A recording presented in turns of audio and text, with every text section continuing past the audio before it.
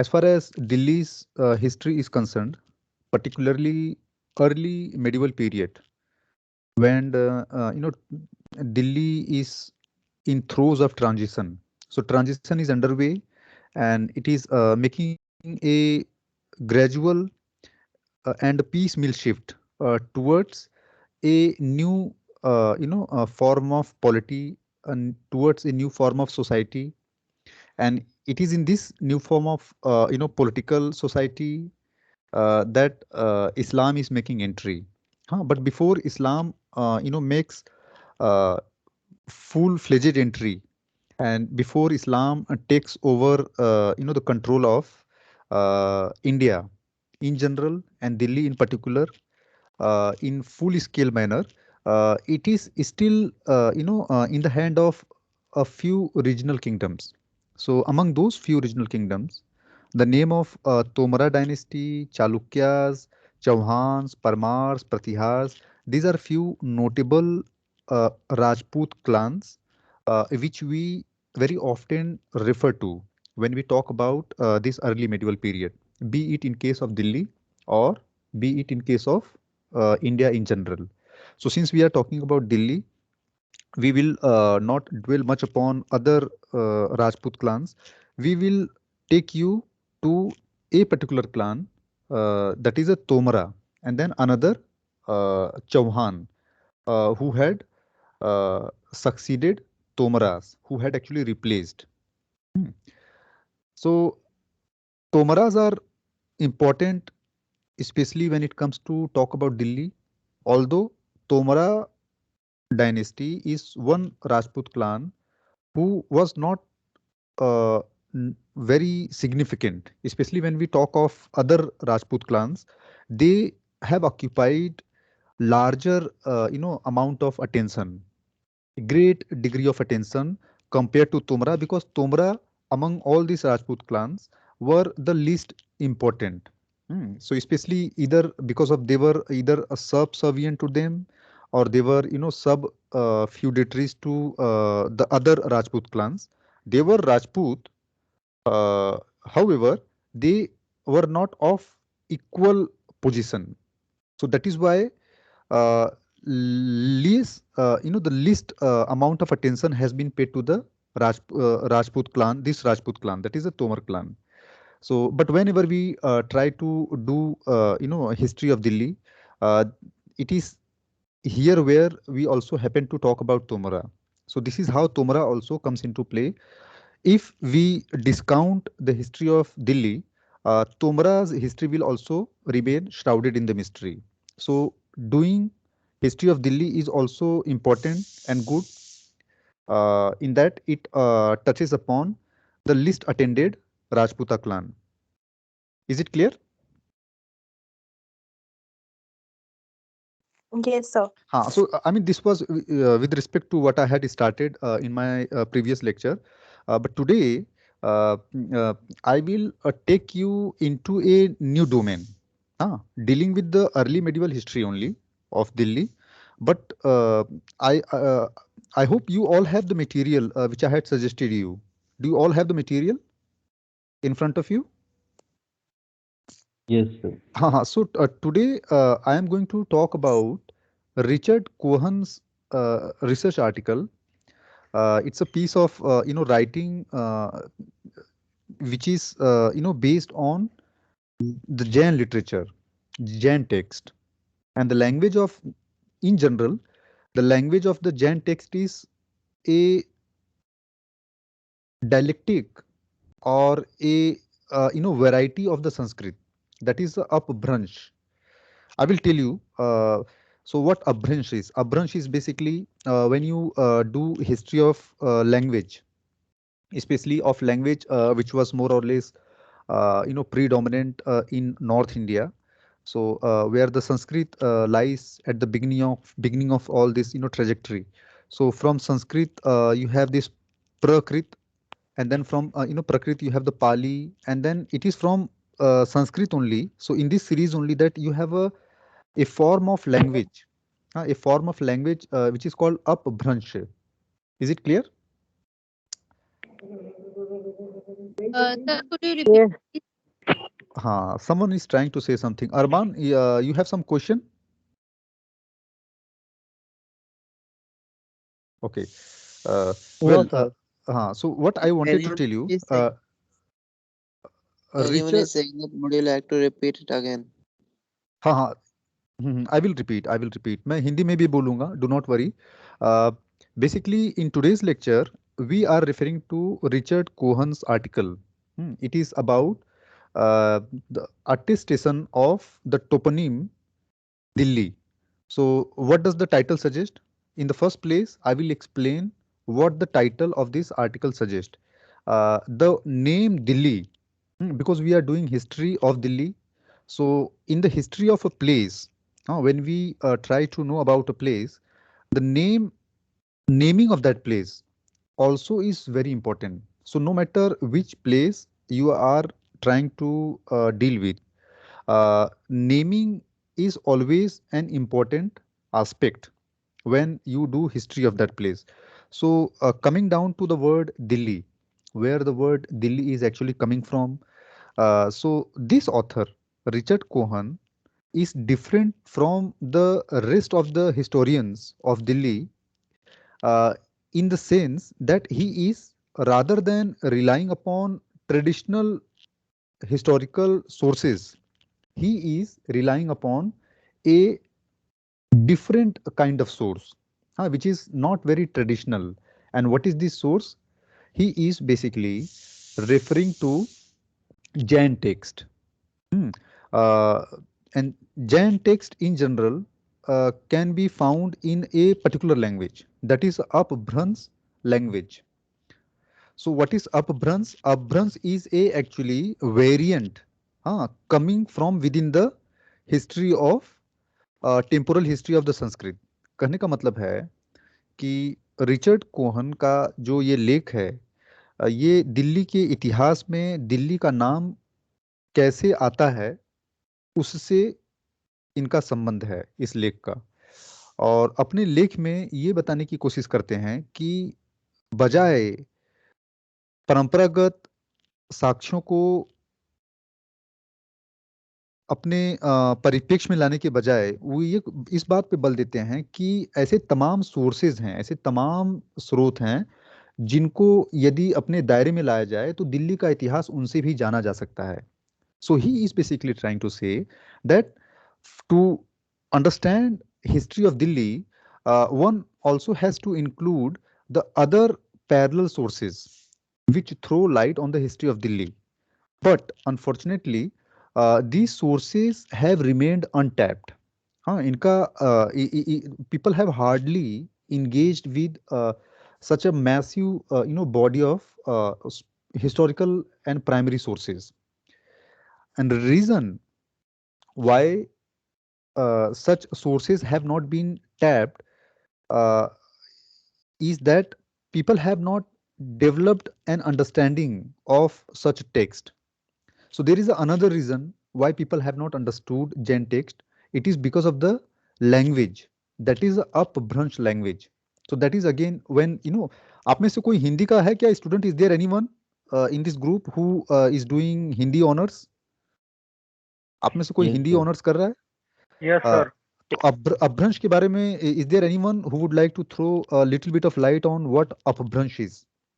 आप लोगों को पढ़ाया गया कि अभी you are still way before it? Sir पढ़ा दिया है हमें. क्या है अपभ्रंश के बारे में थोड़ा बताएंगे?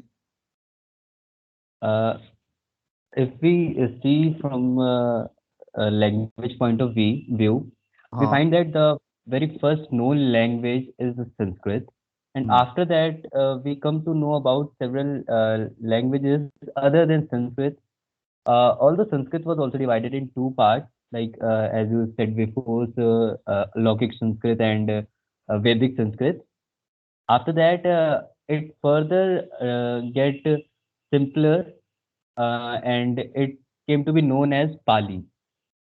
Actually, Pali was first known as Prakrit 1, but because of some different causes, it was named as Pali. Then Pali was further simplified and it was said as Prakrit. the main Prakrit, which we know is after Pali. And after that, the language which got mixed and somewhat it is, broken and not completely flourished or completely furnished. It is called Upbransh, as the name suggests, because the name Upbransh is actually the meaning of Upbransh is also broken or something that is not very furnished. So from that, the language Upbransh came. And if we see, because the Sanskrit was very furnished and very, because we find literature and many writings in Sanskrit, so it suggests that Sanskrit was very well defined and well flourished language at that time. Thank you very much, Mohit. It was a very helpful and insightful, contribution from you. So, just for everyone, I would like to make it clear that Abhrans is basically, uh, I do not know whether it is appropriate to call it byproduct, but it is actually in the course of development of language, which is actually happening out of Sanskrit. So, Sanskrit is actually undergoing several changes, and it is leading to rise of several other languages, huh? And the Abhrans is basically it falls on the trajectory of this temporal history. And Abhrans literal meaning is that something which is not clear enough, huh? It is its structure is not clear, and it's not as well knit, it's not as disciplined and as structured as Sanskrit used to be. So it is a loose, unclear, and very confusing. So also because if you would actually get opportunity today in today's text, will actually come across a few phrases and few verses of the Abhrans, and you yourself will realize that Abhrans is actually a language which, unless you have spent a great deal of time trying to understand it, it will be very difficult to get to the real meaning of the Abhransh. So because of its confusing structure, and also because the words have gone through a great degree of changes. So it's not that those words are not resembling the original Sanskrit word. I mean, they do resemble, but the phonetic wise, and the spelling wise, and also the grammar wise, from on all counts, these Abhransh, all the words in these languages and the grammar, everything actually changes uh, at this stage, which is the Abhransh. So Jain literature, a large number of Jain literature is basically has been composed, written in Abhransh language. And since Abhransh is a language which did not remain very popular, hmm, and also because of tendencies nature of a dominant trend, wherein people tend to consult major dominant sources. So either people refer to the archaeological sources, or they refer to the dominant textual sources or oral traditions. So in the among these three major sources, the other sources remain lopsided, they remain on the margin. But as per the Richard Cohen, according to Richard Cohen's view, when one is doing history, rather than relying upon all traditional sources, one should also incorporate sources which are actually lying on the margin, because one gets to know about people, place, event also from the non-traditional sources. So Jain text actually constitutes such non-traditional form of historical sources, on the basis of which you can do, uh, you know, uh, you can actually do history of Delhi. Is it clear? So he, in this case, he has brought out one special example, one special piece of work. It's called Pasan Charyu. Hmm. I hope you all have this article in front of you. You all have this with you? Yes, sir. So, so he is basically referring to a piece of work in this regard. It's called Pasan Charyu. Pashan Charyu, the very title is actually Upbranch. So, I mean, again, you can understand by referring to this term as Pashad is a Pashad and Charyu means the Charitra. So, it is like an account of a stone piece, but we don't have to go into the literal meaning of it. So, in today's article, Richard Cohen actually takes us through the journey of understanding a large body of text which has remained untapped. So while he is actually taking us into this, he is also trying to bring to our notice that people have not dealt enough with the upbranch and literature written in that, and it is because of this there is a lack of lexicography. There is a lack of dictionaries, and there is a lack of word meaning, and which has ultimately led to the darkness on this particular front. So, because of this unintelligible nature of the Jaina text, which precisely because it is written in Upbranch, that historians have tended to overlook that part of the literature. So, Jain Richard Cohen is basically trying to bring into picture his own effort and also the effort of the people who, by referring to the Hindi literature, who by referring to the Sanskrit literature, and by referring to the Abhransh literature, he has tried to make some sense of the Abhransh text. So in this case he is giving an example of Pashan Charyu, which has been authored by an author whose name is Sridhar. And who Sridhar is, we will come to know, and we will also try to understand that Jain uh, religion, Jain sect has equally been an important aspect of Delhi. So Delhi is not the place where Vaishnavism was dominant or Shaivism was dominant, and it's not that only these two major sects actually pervaded this territory. There were other beliefs as well. So it is in this context I am bringing Jain text, Jainism, and knowledge we can have of Delhi from this literature, even though there is a great degree of difficulty in interpretation of such a body of text. So Richard Cohen is actually acquainting us with the difficulty. So while he is actually dealing with this a giant text, he is bringing all the meanings, possible meanings which one can understand from such text, but he is taking necessary caution to avoid generalizing uh, that interpretation which he is coming across in the course of his effort to interpret such text. So there is great degree of confusion, there is a great degree of contestation behind every single interpretation. So be it word Delhi, or be it word what do you call Haryana, or be it word called I mean in this he has got a series of verses, especially from the introductory session of Pasan Charyu.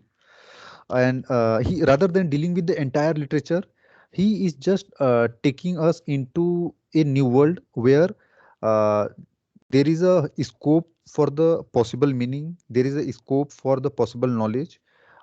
Simultaneously, he is also acquainting us with the possibility of misreading and possibility of debates, which actually revolves around the interpretation of such text, which is still in need of engagement, because more people must actually spend time with it, more scholar must spend time with it, they must actually establish a standard dictionary like any other languages has, like Sanskrit has a standard dictionary, and the Hindi has a standard dictionary, and other languages have their respective standard dictionaries where great deal of lexicography has been done. So word meaning wise, the origin of word wise, the history of the word wise. So we all get to know a lot about, because scholars have given their maximum to other languages, whereas a language like Abhrans has remained on the margin.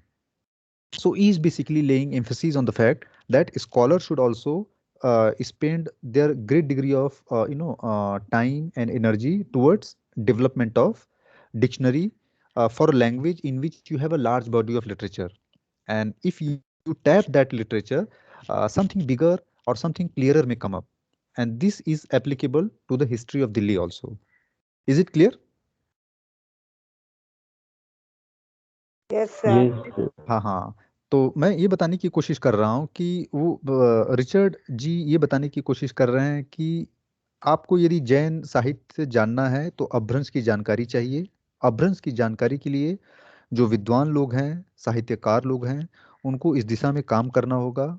और इस दिशा में काम करने के लिए उनको इसमें शब्दकोश बनाने होंगे, इसके जो व्याकरण को समझना होगा, और इसकी जो what actually happens actually when you try to understand history by this course. What is this course? This is not the archaeological course. You are relying upon the literature, especially literature which is of literary nature. So जैसे ही आप literary nature में घुसते हैं, literary world में घुसते हैं, not everything, not every word is a literal. We will have to incorporate subtextual meaning of any given text. तो जैसे मान लीजिए कि कोई टेक्स्ट दिया हुआ है, हाँ, Richard Cohn will actually take us into that. तो where you have a several options. हाँ, but I'm just talking about the possibility of other meaning. One is the clear meaning, which is obvious. But when you are uh, dealing with the literature, we cannot actually take the literal meaning.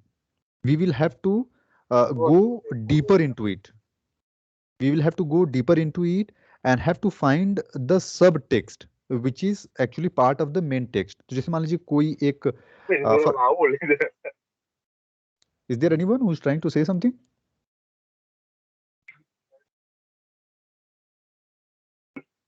आप में से कोई कुछ कहना चाह रहा है क्या? I can hear some.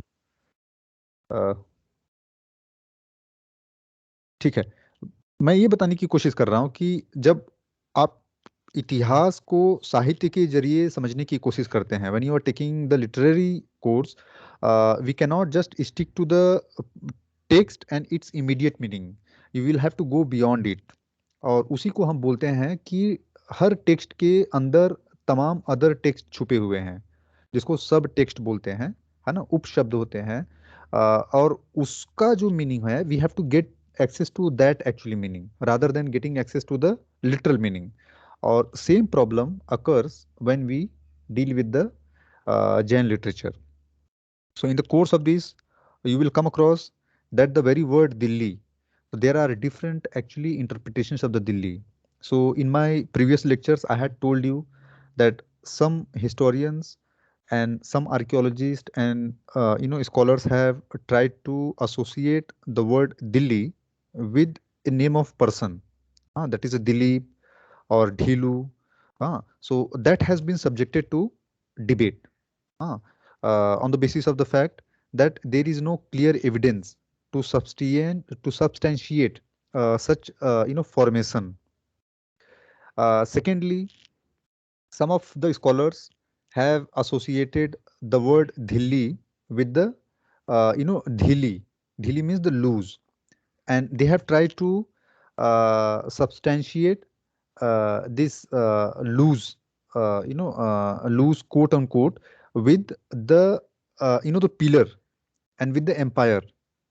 Where they have actually brought out legendary story of the snakehood, on which this pillar, which is like a nail, is resting upon.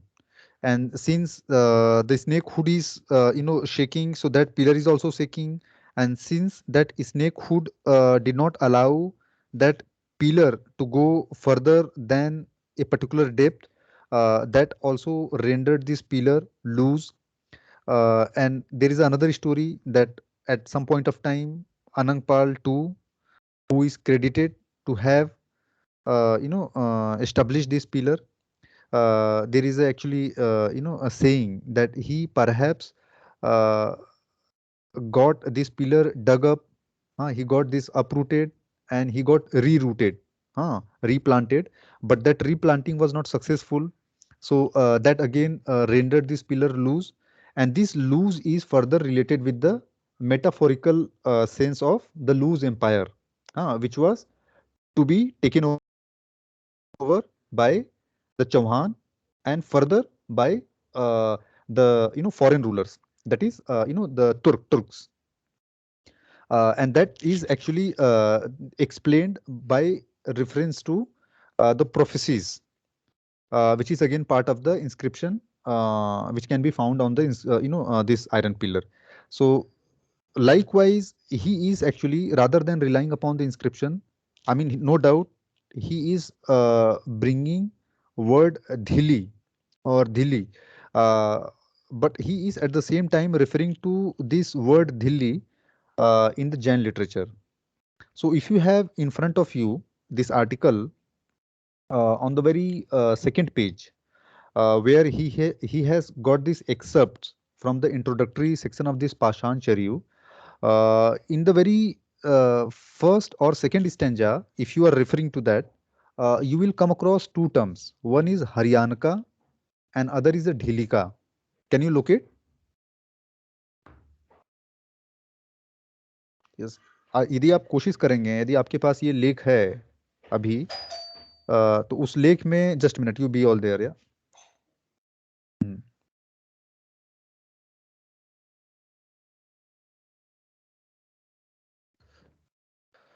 हाँ, are you all able to locate? आप लोग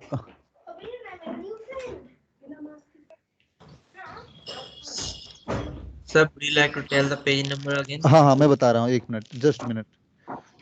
आप लोग यदि ये लेख खोलेंगे तो लेख का जो दूसरा पेज है, उस दूसरे पेज में इसका पेज नंबर है, मैं बता रहा हूँ, एक मिनट, पेज नंबर कहाँ लिखा है?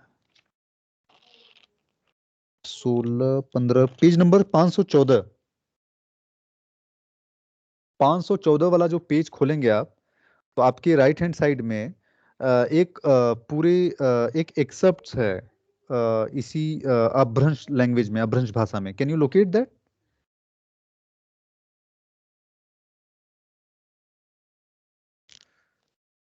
आपको मैं Yes, sir. दिखा, हाँ देखिए, ये है ना, पता नहीं दिख रहा है क्या? Can you, are you all able to see? यहाँ पे ये है। Yes, sir. हाँ हाँ, ठीक है। So on that page, if you refer to, I mean, see this excerpt, which is from the introductory part of the uh, Pashan Charyu, he has not actually included all the text, only from a range, and this range is actually starting from, just for your reference, 1.2.14 to 1.4.4. I mean, he has actually numbered. So starting from a particular number to a particular number, he has actually, within that range, he has got the text from. Because this, from this text, one can understand a lot that, like any other sources, this text had a lot to say about Delhi. It had a lot to say about anything, and it's not that information which we are getting from such a text is way different from the other sources. There is a certain degree of overlap. Of course, there is some sort of differences also, but that differences is not because of the text. Uh, Richard Cohen associates that different interpretation with the scholars' understanding, scholars' different understanding. So he questions the understanding on the basis of reading and the possible misreading of the text, which can be located within these excerpts. So be it word Haryanka, or be it word Dhilika, or be it word Anangpal, or there are several terms which are very close to Sanskrit terms. So in this regard, he has actually given a reference of the archaeological team who have their own understanding. So he has tried to understand how archaeologists' understanding of the episode in some cases is not justified one. So he is basically trying to question the Cunningham's understanding of word Anangpal and his understanding of the timeline. Because in that pillar, that iron pillar which I had talked about in great detail, in that iron pillar, uh, uh, Cunningham had associated Anang Bahi with the Anangpal, and Cunningham also associated the Samvat with a time foundation by the Anangpal. So it's like any important ruler, they would become epoch making, and from there on a new time and new era would start. So you must have heard about the Vikram Samvat. Have you heard about the Vikram Samvat? Something in line with that, Anangpal is also placed. So, of equal stature, he is considered to be an important ruler who marks his own time signature. So, this is how Cunningham is interpreting. And what Richard Cohen is doing actually, he is bringing in this excerpts wherein one come across similar terminologies, similar sounding, and to some extent similar meaning text. So you will come across the name of Anangpal, you will come across the term of Haryanka, you will come across the term of the pillar, but in some cases you will not come across the exact word which is written over the inscription, other inscriptions like the inscription which was found at Palam, Bauli inscription, and then there is another inscription which was found elsewhere in Delhi, and then also inscription, the major inscription that is iron pillar. So in some cases the texts are subject to interpretation, and then after interpretation, the resemblance and the similarities are established. Is it clear?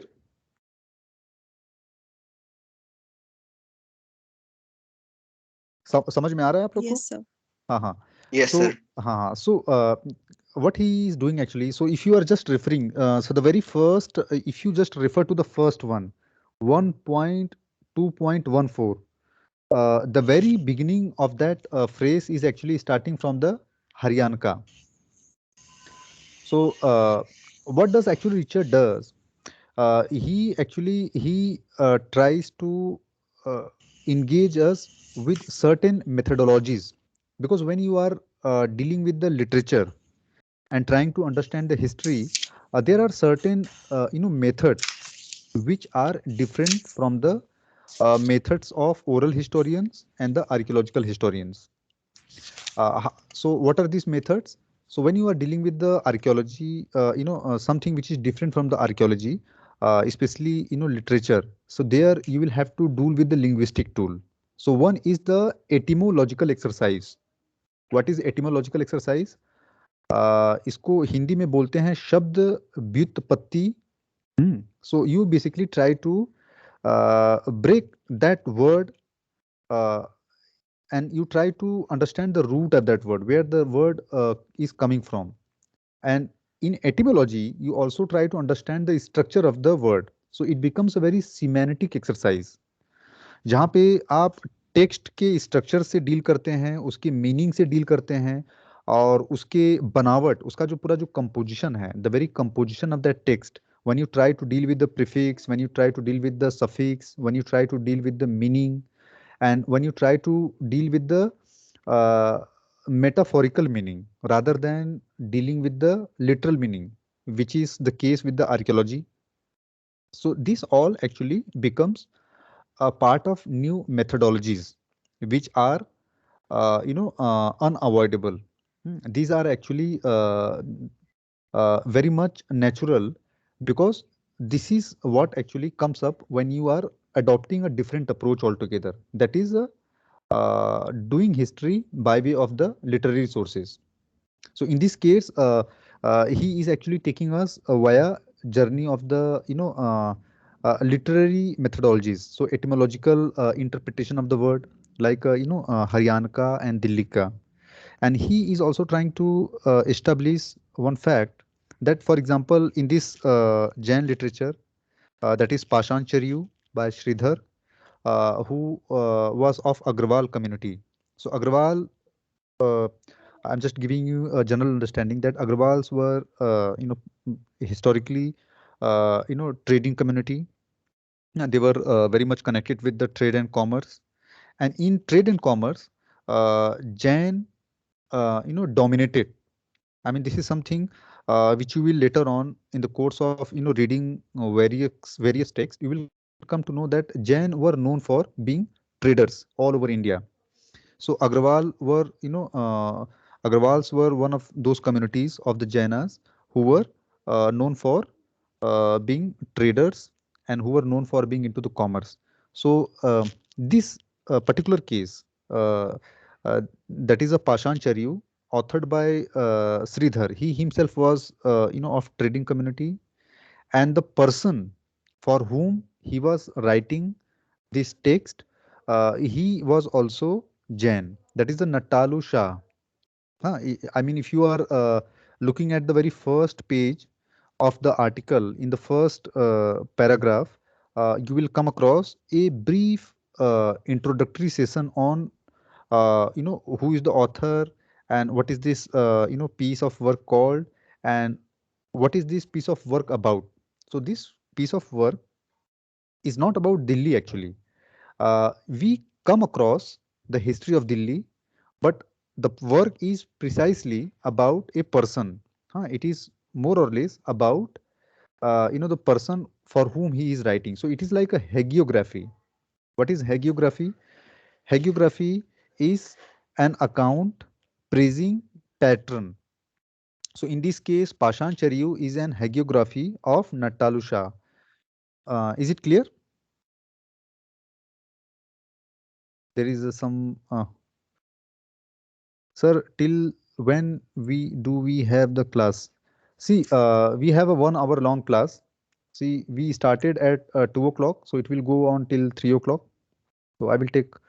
Why is this question, Devishi? So I was somewhere out, so that is why I wanted to know till when. I'm Uh, not at so that is why. so if you So wish, would you like to so mhm. would you like to tell the page number again? I was unable to find that. See, I would request you that you read this article. It is a very dense article, not many pages. It does not run into many pages, but it is a little difficult reading, because he has tried to put everything in this one article. So it is a very compact article. So if you look at the very first paragraph of the article, what is this article? It's an early attestation of the toponym Delhi. Uh, तो 5 7. What? बता रहा हूँ मैं एक minute. Just a minute. Actually, 513. Can you locate 513? Okay, sir. हाँ, Thank you. so on 513 page, if you look at the very first paragraph, there he is giving you a brief introduction in which he is trying to tell us about the Pashancharyu, which is a which is an example of Jain literature written in Abhransh. So he is actually giving a context, because in those times this literature were less to do with the recording of the time and recording of the event. In those times people would write for the patron, or they would write for subject matter which the patron would want author to write about. So in this case, it is considered to be an hagiography of patron as well as of the heroes of Jain sect. So in other words, this is considered to be an account praising the patron, Jain patron, that is Natalusha, and also an account praising the Tirthankaras, who were related with the Jain tradition. Is it clear? Sir, I think there is some confusion. Please. Sir, actually, as you said, they write these hagiographies for the what you said, the patrons. But sir, the subject material is only about one person, the 23rd Jain Tirthankar, Parshvanatha. Parshvanath, हाँ. It's yes, sir. It's the content is not about Natalu Shah, but it's about the Tirthankar. But because Natalu Shah was a Jain, so he wanted him to write about him. That He is why. wrote about for the Natalu Shah, but not the content was not in the praise of the Natalu Shah. That is why I told this hagiography, which in other word is an account praising either patron or about subject matter which patron wanted author to write about. So in this case, it is basically about the Tirthankar. Is it clear, Mohit?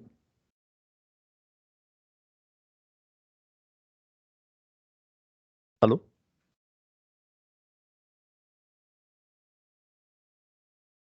Can you all hear me? Yes, sir. So Mohit, I hope I have answered you because as I told you, hagiography would be either, for example, the very inscription which one finds on the inscription, this iron pillar, or whether you are referring to these or so in this case, that is a Pashan Charyu. This is basically about description of the Parshav, the Parshavnath, that is the Tirthankara. But in this account, if you are referring to this, the piece which author has brought for our reference, in that you will also find the name of Nattalu. Just uh, do you have that article with you? Yes, sir. So if you are referring actually in the course of this, you will also come across this word Nattalu. So basically, see, it is not a very precise, praiseworthy account of the very patron. So even the mere reference to the patron itself, amounts to the appreciation because it actually at least recognizes, because when you have placed the very name, that itself amounts to the appreciation of the patron. And then later on, the author boils down to subject matter which author as well as the patron, they both want actually that the account has to be about something which both are into agreement to talk about. So in this case, it is about Jaina.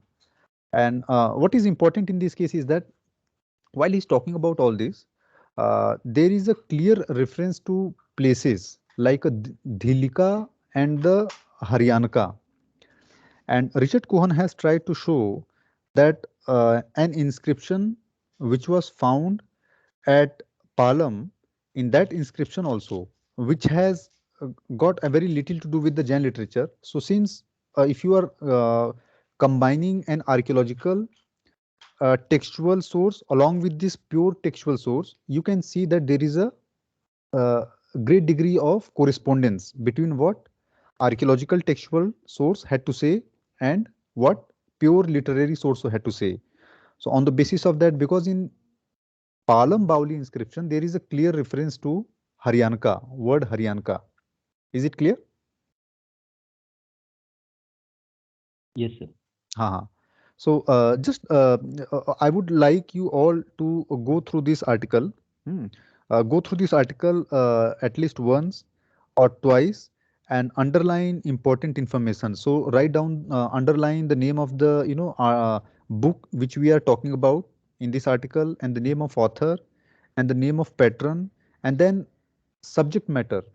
For us, what is the subject matter? We are basically trying to understand uh, you know s- those parts of the subject matter which are related to Delhi. So, for example, the fort, the rampart, we are referring to like Anangpal Fort, Lal Kot Fort. We have been referring to the Iron Pillar. So, whether we have references to such uh, you know archaeological sources and the name of persons in Jain literature too. So answer is yes. We have references to all such characters, all such names. So be it Anangpal, be it Iron Peeler, or be it the term like Dhillika, Haryanika, and then author also tries to find out great degree of correspondence between what Jain literature had to say and what other sources had to say. So he is trying to, in some cases where there is no direct reference to terms we have been talking about, for example, the Iron Pillar, and for example, Qutub Minar, and for example, the foreign rulers, in this case, the Amirs. So, in this very excerpts, towards the end of the excerpts, just a minute, for your reference, for your clear reference, if you are, if you come to the page number 515, uh, there, uh, or maybe little before, uh, you will come across a word called Hamir. So, as per the author, uh, understanding, So because, huh, it is quite difficult to find that page number. Would you like to tell that it is starting on the book or in the middle or the back side? no, no, I'm Why? just let me tell you, let me give you the exact information where exactly this word Hamir is. Just a minute. I found that 564 page number and above, but there is not any 515 or 513 page number. 513 page is not there. I am unable to find, sir. Is anybody will anyone tell to me that Ankur, which? Yeah, Ankur, it's in the very beginning.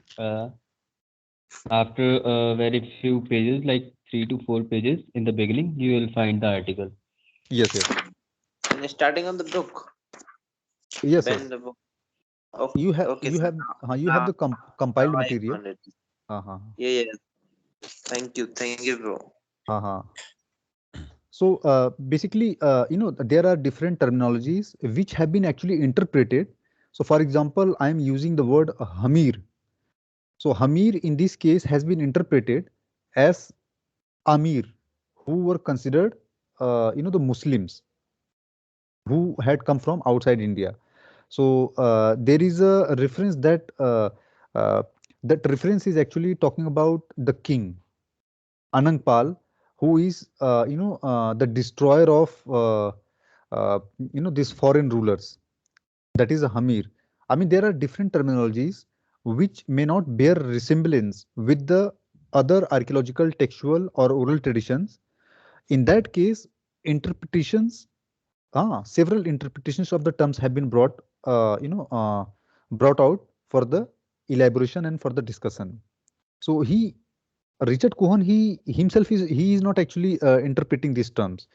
He is basically bringing in names of few scholars who, from their side, have tried to interpret these terminologies and have tried to, uh, you know, uh, uh, create a historical text of Delhi's history. So that, but he is not going for a particular interpretation. What he is trying to say is that these are all interpretations from different scholars, where other than literary sources also have contributed. So they have all been actually brought on a single platform, and he is actually allowing and leaving everything up to us to understand the history of Delhi in the light of the varieties of the interpretations and the varieties of the historical sources. What he is trying to say is that while we are actually incorporating different sources, we must also pay attention to least common sources or untapped sources, and Jain literature constitutes such example of untraditional sources which are large in number, and if consulted, we will get to know a lot about Delhi's history. All right. Yes, sir.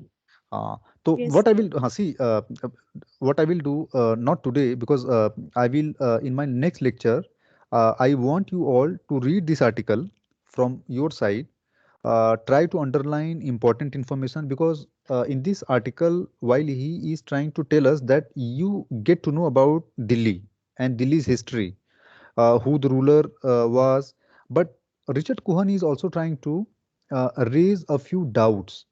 So in this article, we will not only talk about the clarity of the history of Delhi, we will also try to deal with the confusing account, because from certain excerpts and from certain interpretations, we become far more puzzled than becoming sure of the piece of information. Those pieces of informations tend to puzzle us. So he is also acquainting us with that confusing portion of the narratives. Is it clear? So in my next lecture, what I will do actually, I will try to deal with those areas where we become confused. So be it name of Anangpal, or be it the timeline, whether the Anangpal who has been discussed by Sridhar is the Anangpal 2 or some other Anangpal, and there is a certain degree of confusion regarding the temporality, the timeline, whether the Sridhar is contemporary of Anangpal 2 or Anangpal, some other Anangpal. And if we go by such confusion, what is it we get out of it? So he is basically trying to tell us that while we try to understand the history of Delhi, we cannot avoid the confusing and the puzzling part, which is very much result of the confusing account. However, we cannot sideline these sources, because these have lot to say about something, and in many cases they overlap with the other sources. For example, I talked about Haryanaka, I talked about Dillika, and as far as the etymological exercise is concerned and semantic exercise is concerned, you will realize that in this article, author, unlike archaeological tools, mm, oral traditions tools, he is engaging literary tools where he's trying to understand the prefix, I mean the overall structure of the word, and then trying to make sense of those words and the meaning related thereto to understand the history of Delhi. So Richard Cohen's article is very important from that point of view. So kindly read in my next lecture, in upcoming lecture, what I will do, I will try to deal with a few terminologies which have been found in the course of this, literature, that is Pasan Sharyu. So with particular reference to few words like Anangpal, iron pillar, and then snake, and then the Hamir.